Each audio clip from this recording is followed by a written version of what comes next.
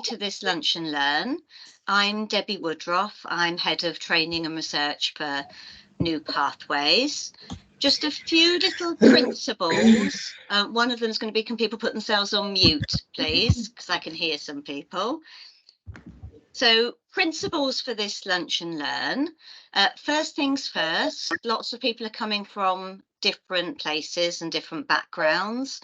Look after yourselves. We are going to be talking about sexual violence this lunchtime. If you can mute yourselves during the session, unless you're speaking, that would be really helpful for sound quality. We are going to leave time for questions at the end, so we may not be able to interrupt the speakers as they're speaking, but there will be some time for questions at the end. And we'll be happy if there are any questions we can't answer at the end, because we are quite short of time. If you can, we can take those and email you afterwards as well. Not everybody's on mute. I might need to get people to pop themselves on mute if possible. It's going to be an informal approach, basically hearing from the people involved in the SARC. So you're going to hear from various people that are involved in the SARC process. For any of those contributors, we tend to speak in a certain language that involves a lot of acronyms and a lot of initializations. If people can speak in more straightforward language, then that will ensure that anybody in our audience from different backgrounds will be able to understand what we're saying.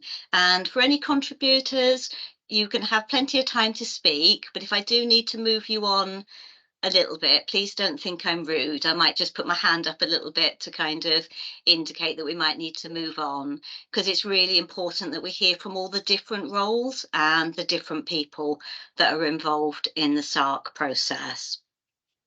So for anybody just joining us, you can pop yourself on mute. I'm Debbie Woodruff, Head of Training and Research for New Pathways. I'm going to hand over first to Jo Williams, who's the Programme Director of the Welsh Sexual Assault Services, and she's just going to introduce you to the session. Thanks, Jo. Debbie. Thank you. Thanks, Debbie. And pnawn da bawb. So good afternoon all. Croeso I sesiwn cinio dysgu gan haile gan raglen gwasanaethau ymsodiadau Rhywol Cymru. As you can tell, Welsh isn't my first language, but welcome everybody. So as Debbie said, I'm Jo Williams. I'm the Programme Director for the Welsh Sexual Assault Services. And this is one of our monthly Lunch and Learn sessions we've been running throughout the year. So today, if you haven't already joined one, welcome to the first session for yourself. Today, the session is on how crisis workers, SOTOs and forensic medical examiners work together to support victims and survivors of sexual and domestic abuse. So hope you have a good session. I'll be handing you back over to Debbie now, who will take you through and facilitate the rest of the hour session. So thank you all. Thank you very much, Jo. So the purpose of the event, as Jo says, we're going to be focusing on the different roles of the people that work within the SARC, but really focusing on the journey of the victim and survivor through that SARC process. Just a note on terminology. If the police are talking, they may well refer to victim, somebody else might refer to patient. If a crisis worker's talking, we might talk about client. We often in this world use the word client, but you might hear some different language being used during the session. I'm going to start by drawing in Steve Penhallerick, who's the quality lead for the regional SARC process. So Steve, are you okay to start us off, please? And I'm hoping Steve is here. Can I just check? Andy, is Steve here? As far as I can see, yes. Are you able to make yourself known, Steve, or take yourself off mute?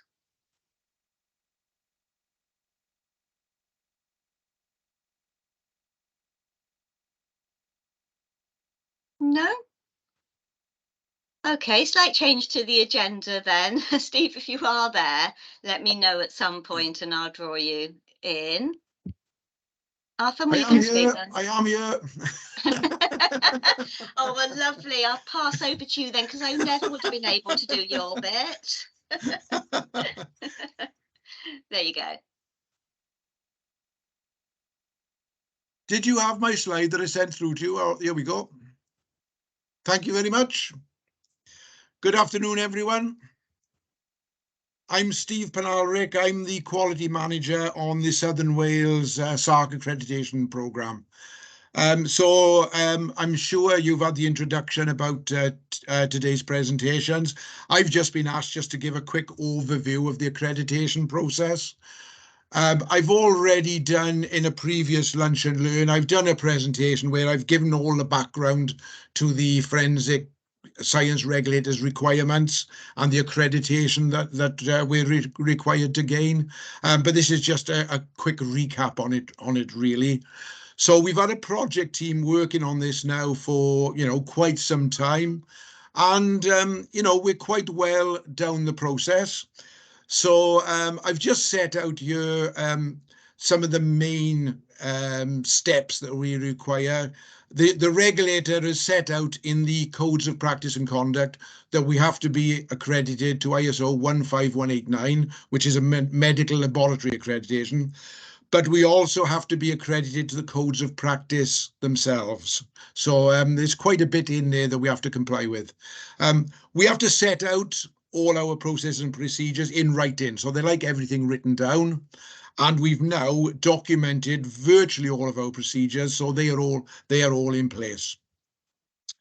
We have to confirm that we are complying with our own procedures, and that's done through internal auditing. And we've just started doing our first couple of audits. So at the moment, we're refining the SOPs that have been produced and just updating them and getting them, fit for purpose. So that has already started, but we will need an annual audit schedule where we audit everything on at least once a year. Training and competence, we've got all the training records in place for the crisis worker staff now, and we're starting to build the competence in so that UCAS insists that as well as being fully trained, all our staff are currently competent to carry out their roles. So we've got that just starting now, so we're starting to build that. In terms of equipment, there isn't an awful lot within the SARCs, really. The main piece of equipment probably is the colposcope, and then we've got fridges and freezers and things where we keep some of the exhibits in. So we have to ensure that all our equipment is tested, calibrated, and working effectively. We're making sure all those records are in place and that all the service records are in place. And the processes we follow have to be validated. So we have to prove that the processes are fit for purpose and they work for us. And we've just finished some end-to-end validation testing with the Forensic Capability Network, where we've tested our examination processes. And we're about to start an environmental monitoring study, which will prove that our cleaning processes are fit for purpose. So those are some of the building blocks that we've had to put in place and that are now well underway. In terms of timetable, we've just undergone a dry run with UCAS, so they've had a look at everything we've done so far, and they're quite happy with the progress we're making. We are looking to have a pre-assessment, which is set in July, which is not a formal assessment, but they will come and formally look at everything, and then they will give us a report on what is ready and what still needs to be done. And we are aiming to undergo a full assessment in October, but there is an awful lot of work to do before then. But that is the target date. So pre-assessment in July and then the full assessment in October is what we are working towards at the moment. So this accreditation process really affects the police, the crisis worker teams, the managers in the SARCs and the FMEs. So today we'll be looking at those roles individually and kind of considering how these standards are going to affect people. So hopefully some of this will come out in the presentations to follow. I guess you're not going to ask any questions at this stage, Debbie. We're going to do questions later on. Questions at the end, just because we're so short of time, we want to give everybody a chance to speak. Yeah. Okay. Thank you very much. Thank you very much, Steve. That was a really useful background to the accreditation process, particularly perhaps for people who are coming in who are not so aware of that. Okay, so we're going to start by thinking about the role of the SOTO. Some of you may have heard them called SOLOs before and SOITs, depending on what region the police are coming from. We have somebody who's been volunteered, I think, to speak about that role, which is Katie Rees. So are you okay to come in, Katie, and tell us a little bit about what happens when somebody makes a report to the police or a disclosure to the police, and what your role is in that process? Thanks, Katie. Yeah, of course. So we'll receive a call from somebody or a message via Storm, and then we'll be briefed on what the circumstances of that case is, and then we will allocate a sexually offences trained officer or a SOTO to that case. So their job then from the start will be to gather all the information about the people involved.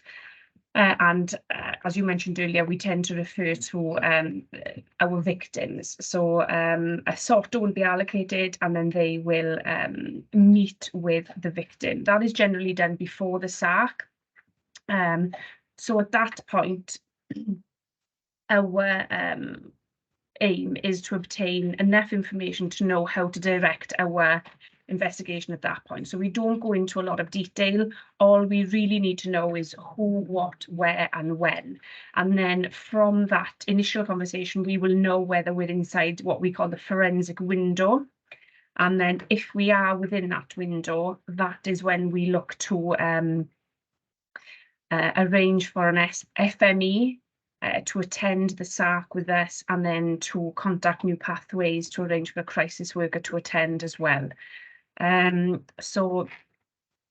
Often we will transport the victim to the SAC, and obviously the shared aim between all of the people who work together here is for the welfare of the victim. And then obviously from a police perspective, secondary to welfare would be evidence gathering for us. And we have specific kits that we will use when we need to gather that evidence. We have early evidence kits, which we're trained to use, whereby we can obtain things like urine and things which are quite time crucial to get. And then once we attend the SAC, then that's when it really becomes sort of a team effort, and we work closely with the FME and the crisis workers to put the best actions in place and the best support for the victim then. Yeah, and so obviously when we're looking at our forensic window, we consult a faculty of forensic and legal medicine, and that tells us if we're within that time period to get a medical examination done. And then when we go to the SAC, we will brief the FME on what it is the case involves, and then that will steer what swabs and what samples they will need to take as part of the investigation then. This is all done with the victim's consent, because obviously the last thing we want to do is to put them through something which is obviously very, very difficult. And this is something that's done, we fully explain all the processes, and we're very open to questions and things, and just it's all about putting that support in early doors. And again, that is something that the crisis workers are very helpful with, and it's nice that they're independent from the police, and obviously their role is purely to support the victims, whereas ours is an evidence gathering procedure as well. And it can be quite We try to have non-uniformed officers, but a lot of the time that's difficult to achieve. So sometimes it can be uniformed officers, and that can put that barrier up straight away. So to have the additional support from crisis workers is invaluable then. Yeah, and from there on, really a team effort in gathering what evidence we need, supporting the victim, explaining all the processes and things like that. And then once we have briefed the doctor and the circumstances, the doctor then speaks to the victim privately for them to go through their side of things. And we're all there together whilst it takes place then. So sometimes following a medical examination, we will look to do what we call an ABE, which is a video interview with them, but that's entirely dependent on how they're presenting. I mean, a lot of the times we can be taking victims to the SARC whilst they're intoxicated. They may not have had any sleep. They may be extremely traumatized. So it is all dependent on the victim, and it's keeping that balance between welfare and evidence gathering. Okay, thank you very much, Katie. So in terms of that balance between welfare and evidence gathering, what sort of things might the SOLO do to make sure that they keep the victim, the client, at the heart of that process? Everything is done with consent, and it is all fully explained, and we will not put any pressure on anybody, you know, to achieve evidence. What is paramount is welfare, and nothing comes above that. Yes, we have our aims in what we want to achieve from it, but ultimately we are entirely led by the victim and how comfortable they are with it. And again, it's just trying to build that trust, being open and honest about the investigation and giving as much information so the victim can make you know, an informed decision about those things. Thank you very much, Katie. I'm sure there may be some questions at the end, but thanks for your contribution. Okay, we're going to move on then to look at one of the other roles, which is the role of the crisis worker. And I'm going to draw Sarah Thomas in here to look a little bit more at what the crisis worker does as part of that process. Thanks, Sarah.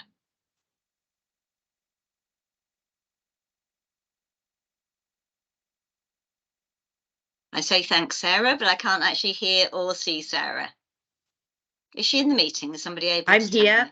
Oh, I'm here. Can you see me? No, I can't see you, but I can hear you. Okay, sorry. I think I was talking then with my microphone off, which is not unusual. Anyway, thank you, Debbie, and thank you for the introduction. And I was just saying, it's really encouraging to hear Katie's input there, talking about the team approach. And I hope that everybody takes away from the session today the importance of that team approach. So let me start then by giving an overview of who our crisis workers actually are, and to help you understand at each of the SARCs. So obviously we're talking about New Pathways SARC, our colleagues at NSAF in Cardiff. We all have teams of really highly skilled, they're dedicated and passionate crisis workers. Now, some of them are employed to work 9 to 5, and others may operate on a rota system. And that's because collectively we need to make sure that we meet what is called the SARC service specification, and that clearly defines and states that SARC services have to be accessible 24/7, and that's 365 days of the year. Now, our crisis workers will support a client accessing SARC for a forensic medical examination after a rape or a sexual assault, and they also support clients accessing SARC for their ABE. And as Katie explained, the acronym around that is, in simple terms, the police interview. Now, the police interview sometimes will happen after the assault itself, or it can happen a couple of years later. It depends on when that individual client presents and whether or not they're in the forensic window or not. And I'm sure Dr. Shiraz will refer a little bit more in detail to what we mean by the forensic window when he gives an input to you later. So whilst working collaboratively, crisis workers provide independent support, and that is really crucial. We work collaboratively, but we are there solely for the needs of that individual client that is accessing the SARC. Each crisis worker, they work in a trauma-informed way, and they're making sure that along with the other professionals that are attending the SARC, And we usually find those professionals are the crisis worker, the SOTO, the solo, and the forensic medical examiner, that throughout the whole process, that individual client stays at the heart of the process. So how does that call-out process work then? So there is a 1 hour call-out pathway, which means that a SARC is notified that an examination is coming into the SARC. And that gives the crisis worker time to get the environment ready. Now, this may mean, say, travelling to the SARC. It will include changing into their relevant uniform and creating a welcoming environment. Now, this is particularly important, especially at night. So simple things like making sure that the lights are on, that the heating is on, and that the kettle is on, something that is really important. And I guess what we're trying to achieve is making sure that the SARC environment is as welcoming as possible. All crisis workers will have been given a time to expect the client and any supporting persons that's coming with them.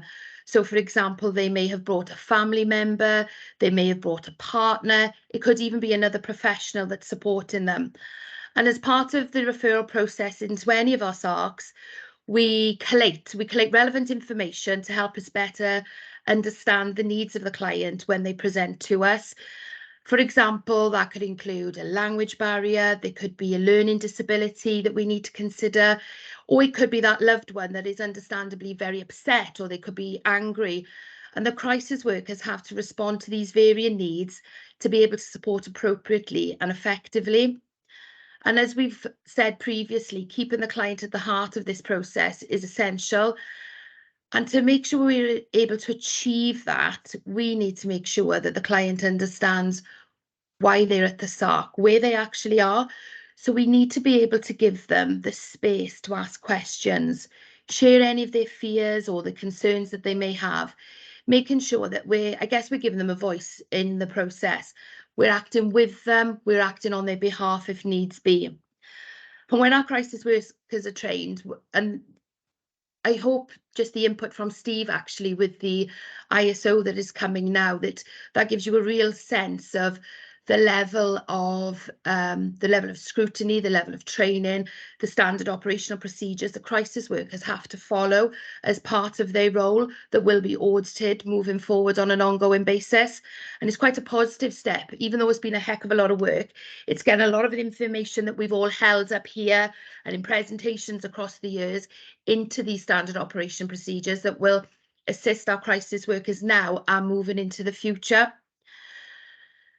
But one element of the crisis worker training, and I would say is a really simple element, highlighting the requirement sometimes that their role is to simply slow the process down. It's really important that every client who accesses the SARC feels in control whilst they're there. So straight away, a crisis worker's role is to help give back some of that control that was taken away from them during the assault. And they do this simply by focusing their attention on the client's needs and their well-being, what Katie referred to earlier. That is overrules everything and is a priority for all of us. It is really important for us as service providers that when an individual client leaves the SARC, that they leave feeling listened to, that they were heard, that they were supported, and that they were given the right information to make an informed decision whilst they were with us. And this is one of the many reasons why it's important for the SOTOs, the FMEs and the crisis workers to really understand each other's roles. We know that everyone has a significant part to play in this process to meet the needs of individual clients. So knowing what part we play is really important. So an example of that would be when a client arrives at the SARC, the SOTO will liaise with the FME, give the client and the crisis worker some time and the space to just simply talk, introduce themselves as a crisis worker. What does that mean? So, for example, a crisis worker won't talk about the assault or what's happened to them. And that's important to protect the client from having to retell their story. And we don't want to be taking first disclosures either. It's important that they know how they will be supported by the crisis worker at their time at the SARC as well. So they need the time and the space to be able to have those conversations. Those conversations will also include gaining consent to maybe referring to sexual health, referrals into the ISVA service for the support of an independent sexual violence advisor, so that when that client leaves the SARC, they leave us knowing that ongoing support is available to them, that when they leave at the end of their time with us at SARC, it doesn't all stop there. There will be ongoing support if they wish to engage. Whilst at the SARC, the crisis worker's role is to make the client feel as comfortable as possible, and this may simply mean making a coffee, giving the client something to eat. But all the while, crisis workers are always mindful of their training around this and the need to protect forensic integrity, for example. Now, Katie mentioned earlier around the early evidence kit, and that is always in the mind of the crisis workers. So, for example, before offering a cup of tea or showing a client out so that they can go and have a cigarette, it's important that the communication between those professionals have been had to know whether or not an early evidence kit has been taken, because having a coffee, having a cigarette, using the bathroom, we could lose evidence that is crucial for that individual's case, and we certainly don't want to be doing that. So we are always, as a crisis workforce, always thinking about our role in achieving best evidence as well. So to be fair, the early evidence kits are usually done before the client does come to the SARC. However, if it hasn't been done, or somebody may have presented as a self-referral where there is no police involvement, our crisis workers are specially trained to be able to support a client in providing samples for an early evidence kit to be taken. Another example of the importance of understanding each other's roles is that when the crisis worker is sitting with that client, they will discuss with them and establish with that person when they are ready for the examination process to start. And it's really important that the client tells us and that they don't feel that they're being pushed along that process by professionals. The client will have been given an opportunity, for example, to look around the SARC before the examination starts. Would they like to have a look at the examination room? Would they like to have a look at the police interview room, so that they get a feel for the environment that they're sitting in? To be fair, that is usually declined, and feedback from clients usually tell us that they just want to go in, have the examination done and get out. They don't want to have to see what awaits them as part of that process. But again, we're guided on the needs of individuals. But the crisis workers will have spent the time to talk to the client and describe the room, describing the layout, explaining why it looks the way it does, because it's really important that we can forensically decontaminate the room. Another role that the crisis worker plays at the end of the SARC process. So it can look quite clinical. So it's important to explain to that individual client why it looks the way it does. They will have explained their role around confidentiality. They will have explained that they're not a doctor, they're not a nurse, and that they're not there, as I said earlier, to ask them what has happened to them. They will also explain just a little about the role of the forensic medical examiner, the doctor as well, just so the client can understand and give them the opportunity to ask some questions if they do about the doctor's role before they meet with the doctor face to face. But it just helps to ease them in, and it's really reassuring when we can give a little bit of background to the doctor, reassure that we've worked with them time and time again, and when they first meet them, they understand that there will be a series of questions and why those questions are being put to them. So I think I'd be safe in saying I've referred quite a bit around the importance of the collaboration between the professionals, and the robust communication is really vital for us to be able to achieve that. So another example is that crisis workers can sometimes spend a considerable amount of time with a client before they meet with the doctor, if they've arrived before the doctor's arrived.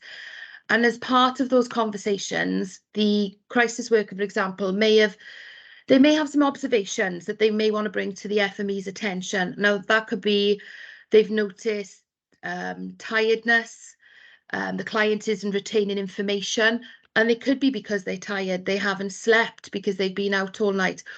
Or it could be that there's a learning disability and they're not retaining that information and be able to share with us their understanding. The client may have started to slur their words. Now, that could be because they've taken medication, which is starting to take effect before they came to SARC.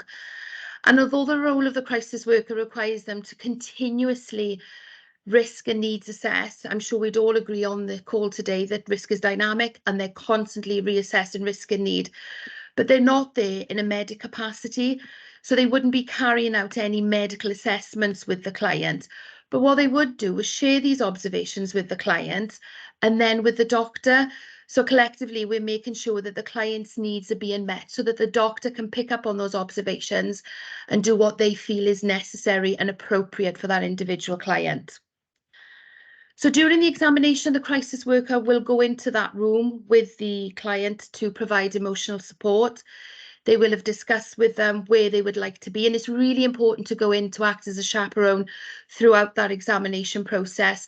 But they will again explain their role, why they're there. They will explain that they can stand at the head of the bed if that's where the client wishes them to be. They don't take part in the examination. They're there to provide that emotional support. They may offer grounding techniques if somebody is particularly anxious, so they can relax as much as possible during that process. And it's equally important that whilst they're having those conversations with the client, that the crisis worker is really in tune with the FME, because the role of the FME is to talk to that client and gain consent, for example, at different times throughout that process.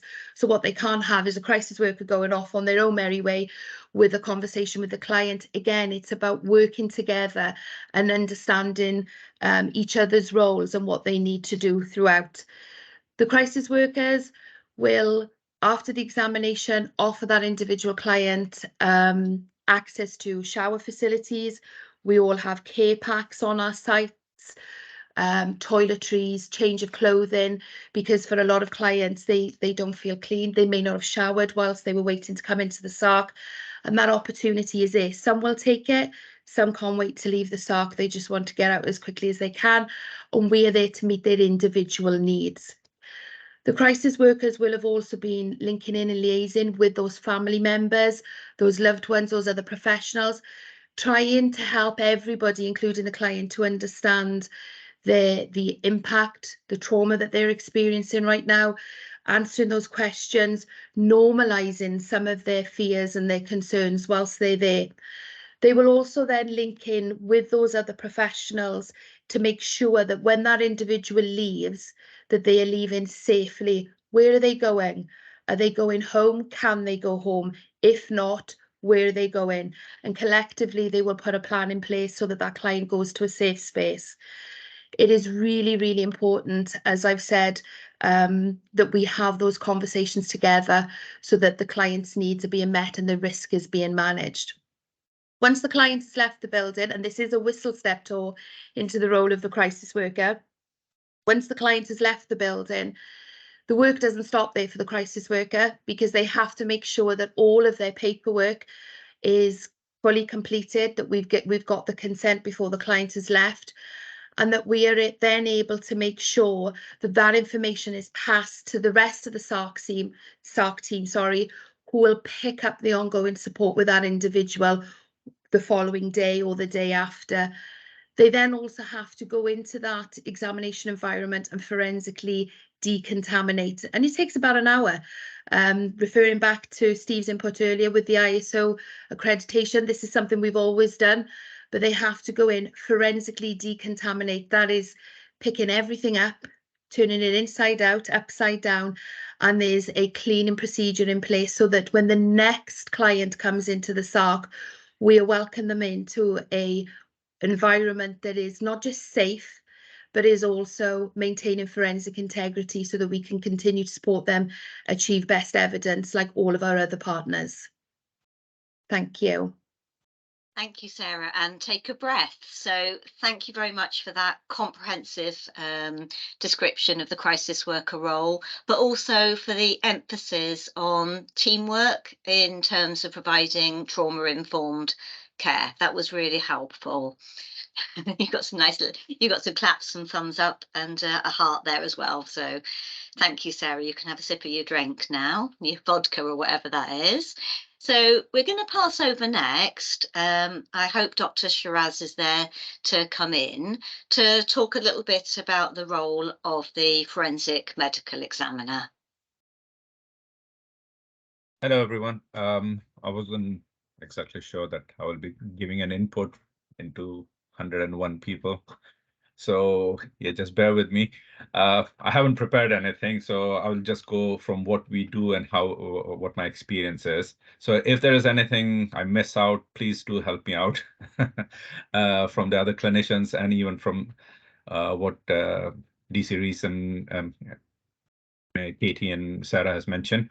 So I would just echo what initially with what Katie has mentioned and Sarah has mentioned, that we work in collaboration with each other.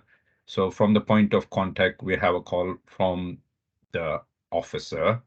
SOTO, which recently changed, maybe some are aware, maybe not, maybe it is sexual offense trained officer. Is that right, Katie? Yeah, good. So, of course, all the SOTO officers go through a training program where they are given information as to what questions to be asked initially before they called the FME to discuss the case. So as mentioned, when, where, who, and what has happened is answered by them. Forensic window is established, in which we say, what was the forensic window? Is it within the 48 hours? Is it in last 72 hours? Now, even if the window has lapsed, we do recommend that we weigh out the case in the sense that there might be some elements of the examination which will be crucial for the patient. Now, we have a holistic approach. So we try not to do just the forensics, because by saying, oh, it is a cold case, we are depriving the patient from receiving the help from the crisis team, from the ASVAS, from the SARC, and any follow-ups. Because what happens is, if it is deemed as cold case, I do not think the SARC gets to hear of it at all. Is that right, Sarah? Very quickly. Sarah Thomas? Yeah, it's It does not reach you. Yeah. Yeah, if it's that's more if it's a child or a young person, then we wouldn't know if they don't come to the SARC. If it's an adult, then we would get the referral in from the police. Yes. Okay. So in that case, so we try to weigh it out that if it will be in the benefit of the patient as well, to have an input from the SARC, even though the forensic window has lapsed. So of course, we discuss it with the officer and arrange for the examination time when it can take place, so that the patient is not waiting for too long at the SARC without the case moving forward or the examination moving forward. So we make an appointment at what time we'll get there. By that time, as Sarah mentioned, the crisis worker has introduced themselves and gone through all the necessary paperwork they have to go through. And they come to us and explain to us that the patient is anxious, or patient has some learning difficulties or any mental health problems. And then we bear that in mind when we approach our patients. So again, I'll just go back a few steps. When the officers call us for examination, we determine the age of the patient first. If they're 13 and below, we request for a pediatrician to assist us in the examination, because they will be able to assist in capturing all the pediatrics elements of the examination. 13 to 18, the FME does the examination solo, just because the anatomy of the child can be deemed as an adult anatomy, but the safeguarding element is still there. So we ensure that safeguarding referrals are put in place and all for those patients. So that one is done solo. Again, moving forward back to first introduction to the patient. Prior to the introduction to the patient, we are approached by the SOTO officer or the officer who's carrying the information in regards to the examination. Sometimes the SOTO officer themselves are not available or are present. Sorry, I was just, a screen of chat came up, so I was distracted. So we capture the information from the officer in regards to the incident and a bit of a briefing from the officer as to what has happened, why, for the medical records. Now, Following the information from the officers, we also capture details of the patient, any indicators of risk as reported by the police to us, if there is any learning difficulties, any risk of deliberate self-harm, any need for support, any physical illnesses, any mental health problems, if they need any interpretation, or if they need not an appropriate adult, but a supportive person to assist them, any safeguarding issues, and someone to go home or with, or to.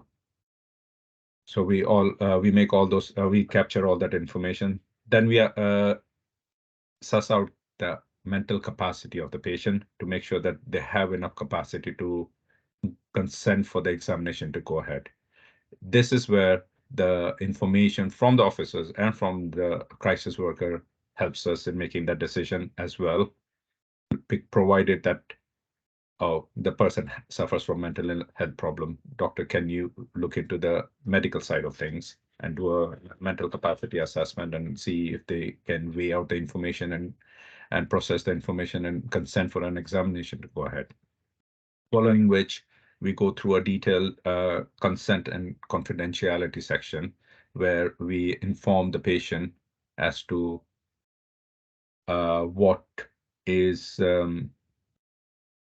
comprises of the examination, and we take it from there. So once we capture all that information and the consent of the patient, or the FME explains to the patient that the examination is divided into 3 parts. First is history taking and taking relevant history of the examination, and also, sorry, I'm getting distracted by this chat going on in the background. So the information that they control the examination, we could go at their speed, so we give them the power to control the examination. That brings them to an understanding that they are powerful, they control everything. So it's a bit of a reverse role in the sense that you go to a GP where the GP is in control of everything, questioning and all the stuff. Of course, we give them the power saying, if you have any questions at any time during the conversation, please ask us and we will clarify it for you, because we do not want you to go away with thinking about certain questions which are left unanswered. So, so examination is divided into 3 parts. So history taking, forensic examination, and the aftercare.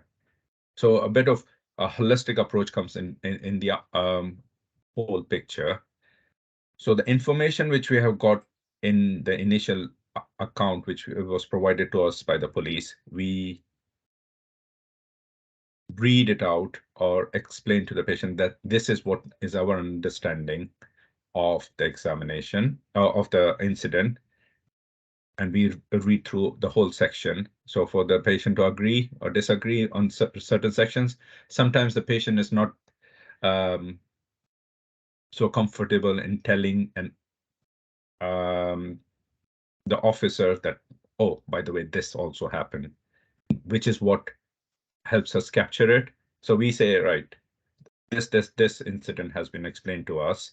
Now, is there anything else you'd like to add to that? Or is there any inaccurate information which we need to remove from the information we have received? And then we go through that and they agree or disagree. And then we finalize the brief history of the alleged assault.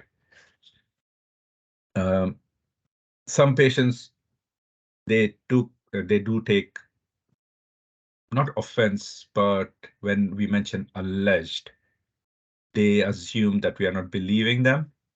So we don't read verbatim the words which are on the forms which we have in front of us, but we say, look, this is what the information we have from the incident, so we do not want to go out of that. But some patients have said that alleged assault means they are not believed. So we try to be careful in regards to that kind of information. Following which, we ask detailed questions as to how, where, what, and when has happened. So was a condom used? Was there any ejaculation? What was the nature of the incident? What position it took place? Since the incident, have they taken any have they had something to eat and drink, because that helps us in capturing the information in regards to any oral sex which might have taken place, that if they have eaten, that there are chances that the examination, the samples might not be positive. Of course, we inform the patient that we are looking for the suspect's DNA on their body. It is invisible. We are here to assist in the process of capturing the evidence, and with the hope of finding some DNA on the on your body of the suspect. There are times the suspect might turn around and say, I don't even know this person. This is where all these samples can come helpful as well. If there's no positive hit on the swabs which we have taken or the samples which we have taken, that does not mean that the incident did not happen. We are here as part of a bigger jigsaw puzzle. So the information the police have, the information which the crisis worker has, the examination, we go ahead and do that. And the forensic samples which we take are part of the bigger picture. And then all that information, and then your ABE interview, the interview of the suspect, the sampling process of the suspect, all gets put into the whole process. So it's just an element of the examination that if there's no injury or if there's no positive hit on the swabs, that does not mean that the incident didn't happen and that people won't believe you. So just bear that in mind. Now, of course, we let the patient ask any questions they have at that time so that we can clarify it for them. To continue with the examination, we asked them about drug history, any drugs were involved, any sexual history, if they had sexual intercourse in the previous 10 days of the examination, and also, just careful with the time. If it was a drug facilitated sexual assault, so we bear that in mind. So if we need to take blood samples or urine sample, and we ask them the mental health side of questionnaire, where we cover any backgrounds on any mental health, if they're safe to go home, or they need further referrals to the mental health services, or if the risk is really, really high to refer them immediately for a mental health assessment with the mental health services. Of course, all this is documented, and we inform the crisis worker, and we work with the crisis worker who have a list of contact numbers and details which we have for making contact with the services. Again, domestic violence, police is already on the case of that. Of course, we ask questions about social history, so family history. If there is an incident with a family member, are there any children at the address? Might they be affected? So we discuss that with an officer either after the examination is completed, and of course discuss any pediatric cases with the pediatricians in regards to any safeguarding of children to take place, or even safeguarding of an adult to take place. We ask the medical histories, we ask their medication, and all those questions are covered, following which we say all the history taking or initial account is complete. Now we will go and prepare the examination room, which we will do the forensic examination. Of course, some of the patients would like to see that prior to the examination taking place, so the crisis worker shows them around how it looks like, where it is, what it is all about. And of course, we explain to the patient also that it's if they have ever gone for a smear test, it's not like a smear test, but the swabs are cotton bud swabs, which we use for cleaning ears, but on a longer stick, and they are like rolled on the surface of the skin or the affected part and taken samples from there. So it's not a painful, but sometimes it can be a discomfort in the examination. Any sample we are taking, we explain to the patient prior to taking it, taking the consent as we go along, and also explaining to them that this is the swab we are taking for this purpose. And if at any time we have to touch the patient, we seek their permission that we have to touch them in their intimate parts for doing the swabs. If any swab or any module they do not allow us to use, we do not do it, but we document in our records that we were not able to capture that because of this and this reason. Following which, once the forensic examination is completed in support of with the support of the crisis worker, who's a chaperone, who's constantly and present with the patient if a family member is not there, or they assist us as our right-hand person. If there is any element which we are needing assistance with, we ask the chaperones to assist us, the crisis workers to assist us with. If the crisis worker has to leave the site of the patient, we move away as well, leaving the patient with either their family member or on themselves for a few minutes till the crisis worker is back. So at no time the patient is left alone with a clinician, just for any counter allegation as well. So we just make sure of that takes place. Following the examination, we seize all the samples and we handed them over to the officers, and we explain in words what we have seen, if there is any injuries, if we have made any colposcopic recording of any injuries, and what samples are the most crucial ones, or if we found any evidence of any external substances on any of the swabs. Of course, we follow the FFLM guidelines to the T in regards to taking the samples. Each sample is explained on our website, saying that this is how you do it, this is how we take the samples, so we follow that. All the samples are sealed in tamper-proof bags so that they cannot be tampered with, following which we say to the patient that, and we look for any injuries on their body as well. So if there is any injuries on arms and legs, except the genitalia or any intimate parts, we ask the police to request a SOCO officer or a CSI officer to take photographs of those injuries, if possible or when possible. And the officers are informed of that, and we make a record of that as well. Following which, we do the aftercare, which is discussing with the patient about morning after pill, how to look after any injuries, any HIV, hepatitis risks, and we do that assessment. If the risk is high, we make the referrals to outside agencies, which is the sexual health department.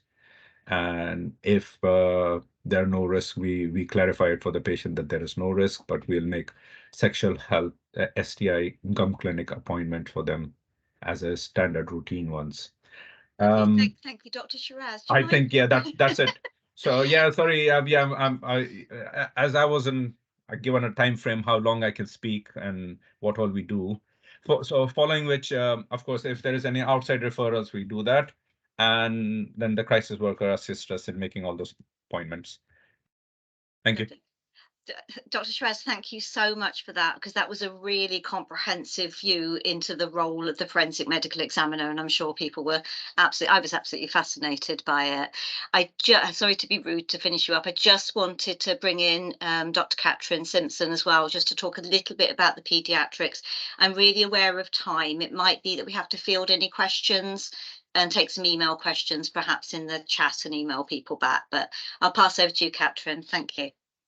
Hi, thanks so much. I'm Catherine Simpson. I'm a paediatrician. I'm the clinical lead in NSF in Cardiff, and then I've got a role as the paediatric lead for the Welsh Sexual Assault Services. So this is briefly just a quick chat really about the role of the paediatrician, and things do differ between North Wales and South Wales. I'm conscious we've got people joining from both sides.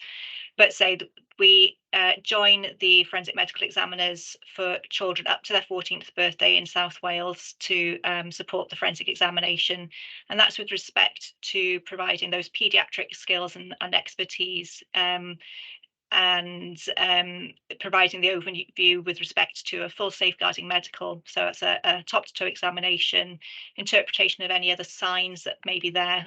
We know that often sexual abuse doesn't come alone, so there may be other signs of neglect or physical assault where physical signs need to be interpreted and that information passed on to other agencies. We are able to provide the sort of developmental inputs, thinking about, what stage of development the child is at, and give sort of information on that. And then it's sort of assessing sort of health needs. So again, unmet health needs potentially with respect to if they have other health needs that should have been addressed, and also thinking then about any immediate health needs following the sexual assault. So again, that might be thinking about their risk assessment for HIV, risk assessment for hepatitis, and thinking about things like emergency contraception as well. So our role, along with supporting the forensic medical examiner. So in South Wales, we need the forensic medical examiner to be taking the forensic samples and exhibiting those to the police. But we are able to provide an interpretation of signs, and that's particularly important with respect to differences between prepubertal and pubertal children. We're able to give a report that gives that overview regarding any other safeguarding findings. We're able to give recommendations around any other health needs, immediate and long-standing. And I think something that's really important is with respect to the child's perspective and the family's perspective of some level of reassurance. So often we don't see any physical signs, but us communicating that with the family and providing reassurance is something that's really valuable. And them knowing that we've thought about all these aspects and provided reassurance is really valuable. And I think we need to always remember that. Equally with paediatrics, we also can offer a non-forensic examination. So where sexual assaults are disclosed that have happened outside a forensic window, we're able to offer non-acute paediatric assessments, and that's around, again, interpretation of any signs should they be present, reassurance again for that family and child, thinking about any health needs with respect to STI testing, and again that sort of review of any other unmet health needs and a full safeguarding sort of report. And again, that there's lots of information from the Child Sexual Abuse Centre that backs up that these are examinations that are valued by children and their families, that they're well tolerated, that they're certainly not seen as something that's traumatic, and everything obviously is done with consent. So even if a child refuses to have their intimate examination performed, we're still able to look at addressing some of those health needs in an indirect way and still able to add some value. So it's always worth having a conversation with a paediatrician regarding those. So that's incredibly brief, but I think that's probably worth doing, so we've got some time for questions.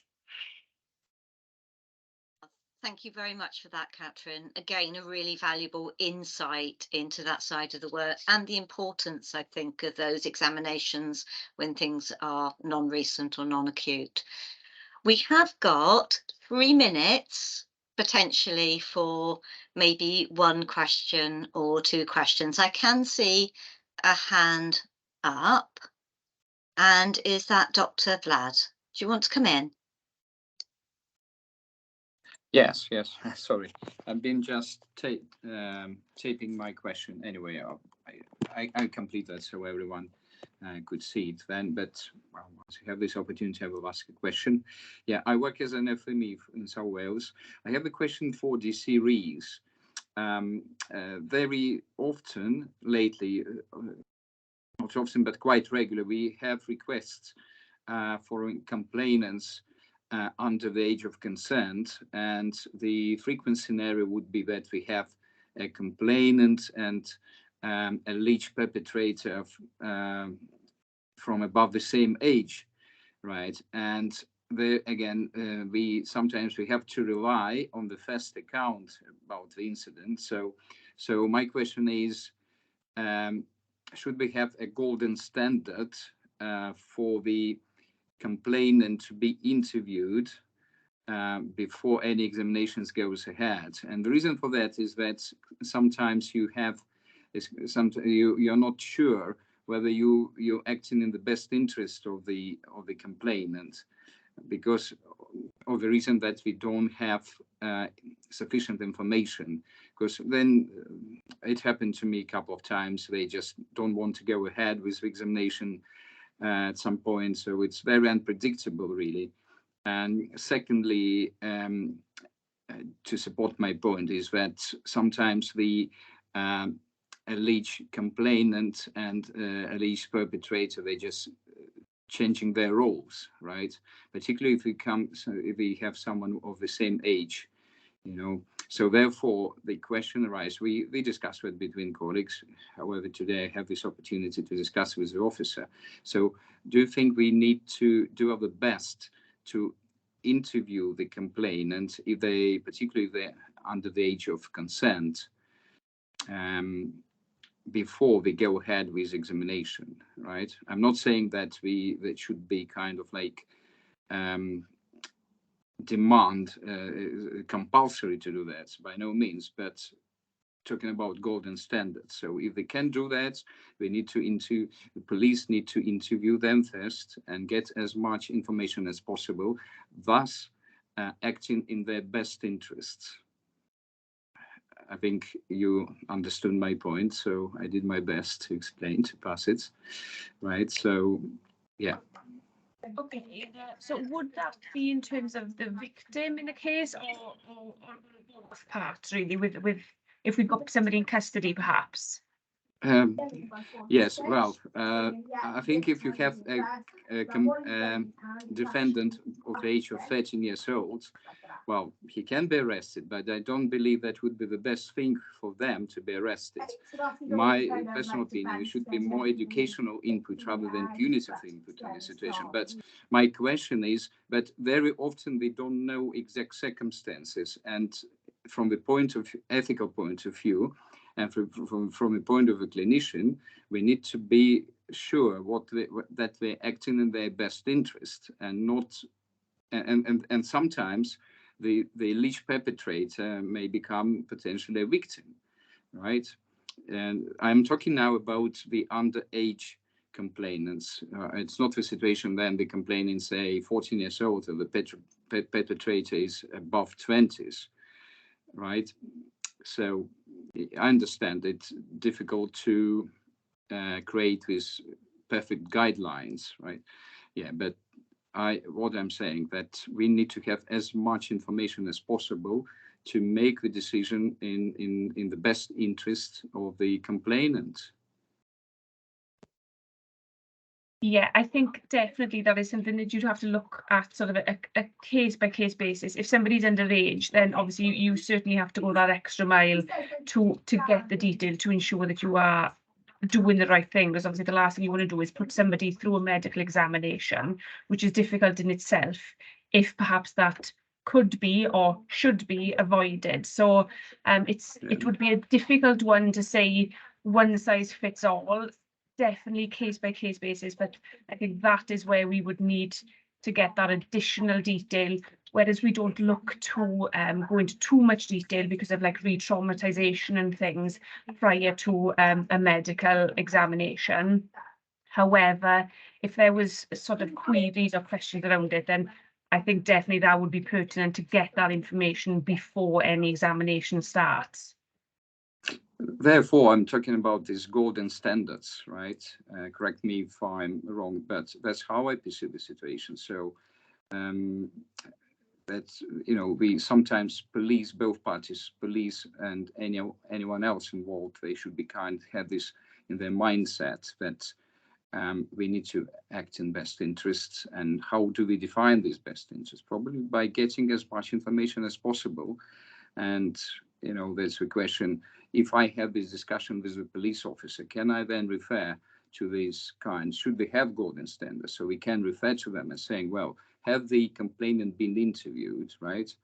And sometimes if we have established that, so there would be kind of bit more productive discussion, right? You can bring forward your points and say, well, I think we're approaching the expiring terms, particular examples, because you say case by case, and I totally agree with that, right?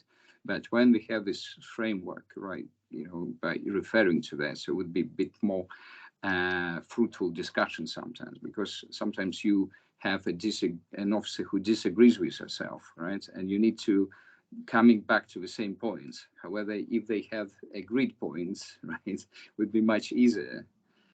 Would you agree with that? We've got Clear with her hand up. Should we bring Clear in?